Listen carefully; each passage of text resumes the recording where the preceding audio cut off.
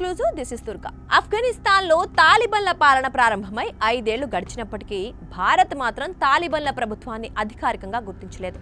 కానీ ఇటీవల తాలిబాన్ నేత నూర్ అహ్మద్ నూర్ ఢిల్లీలో ఆఫ్ఘనిస్తాన్ రాయబారిగా బాధ్యతలు చేపట్టడంతో భారత్ ఆఫ్ఘనిస్తాన్ల మధ్య ప్రాక్టికల్ డిప్లొమాటిక్ ఎంగేజ్మెంట్ ప్రారంభమైంది. ఇది భారత్ వ్యూహాత్మక ప్రయోజనాలను కాపాడుకోవడానికి తీసుకున్న నిర్ణయమని తెలుస్తోంది. 2026 జనవరి 9న ఆయన ఢిల్లీలోని ఆఫ్ఘనిస్తాన్ ఎంబసీకి చార్జ్ ది అఫేర్స్ గా బాధ్యతలు స్వీకరించారు.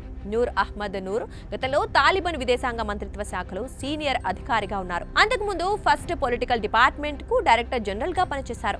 2025 అక్టోబర్లో తాలిబాన్ విదేశాంగ మంత్రి అమీర్ ఖాన్ ముత్తాఖీ ఢిల్లీకి వచ్చిన తర్వాత నూర్ అహ్మద్ నియామకం ఖరారైంది. అయితే భారత్ ఇప్పటివరకు తాలిబాన్ ప్రభుత్వాన్ని అధికారికంగా గుర్తించకపోయినా ఢిల్లీలో రాయబారి నియామకాన్ని అంగీకరించడం గమనార్హం.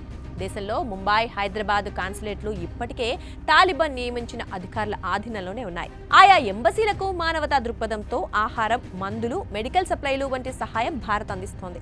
ఇదే క్రమంలో తాలిబాన్ తరఫున నూర్ అహ్మద్ నూర్ ఢిల్లీలో చార్జ్ ది అఫైర్స్ గా బాధ్యతలు చేపట్టారు. భారత్ తాలిబాన్ను అధికారికంగా గుర్తించకపోవటం వల్ల డిప్లొమాటిక్ లెగిటిమసీ ప్రశ్నార్థకంగా ఉంది. తాలిబాన్ పాలనలో ఉగ్రవాదం, మానవ హక్కుల ఉల్లంఘనపై ప్రపంచవ్యాప్తంగా చర్చలున్నాయి. ఆఫ్ఘాన్ విదేశాంగ మంత్రి అమీర్ ఖాన్ ముత్తఖీ గతేడాది అక్టోబర్లో 7 రోజుల పర్యటనలో భారత్లో ఉన్నారు.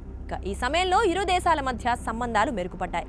అదే సమయంలో భారత విదేశాంగ మంత్రి ఎస్ జైశంకర్, ఆఫ్ఘనిస్తాన్ విదేశాంగ మంత్రి అమీర్ ఖాన్ ముత్తఖీల మధ్య ఒక ఒప్పందం కుదిరింది. ఈ ఒప్పందం ప్రకారం న్యూఢిల్లీలోని ఆఫ్ఘన్ రాయబార కార్యాలయానికి ఇస్లామిక్ ఎమిరేట్ నియమించిన దౌత్యవేత్తలను నియమించడానికి భారత్ అంగీకరించింది. ఆఫ్ఘనిస్తాన్ను తాలిబాన్లు స్వాధీనం చేసుకున్న దాదాపు 5 ఏళ్ల తర్వాత నూర్ అహ్మద్ నూర్ న్యూఢిల్లీలోని ఆఫ్ఘన్ రాయబార కార్యాలయానికి చార్జ్ ది ఫ్యాక్టోగా నియమితులయ్యారు. ముత్తఖీతో కలిసి భారతదేశానికి వచ్చిన ప్రతినిధి బృందంలో నూర్ అహ్మద్ నూర్ కూడా ఉన్నారు. ముంబై, హైదరాబాద్ లోని ఆఫ్ఘన్ కాన్సులేట్లను కూడా తాలిబాన్లు నియమించిన దౌత్యవేత్తలు నడుపుతున్నారు. అదే సమయంలో న్యూఢిల్లీలోని రాయబార కార్యాలయంలో మాజీ అధ్యక్షుడు అష్రఫ్ ఘనీ, ప్రభుత్వం నియమించిన సయ్యద్ మహమ్మద్ ఇబ్రహీం ఖిల్ ఇప్పటికీ CDA పదవిలో ఉన్నారు. ఎట్టకేలకు ఢిల్లీలోని ఎంబసీ భవనంపై తాలిబాన్ జెండా ఎగరడం ద్వారా వారు సంతృప్తి ప్రకటించారు.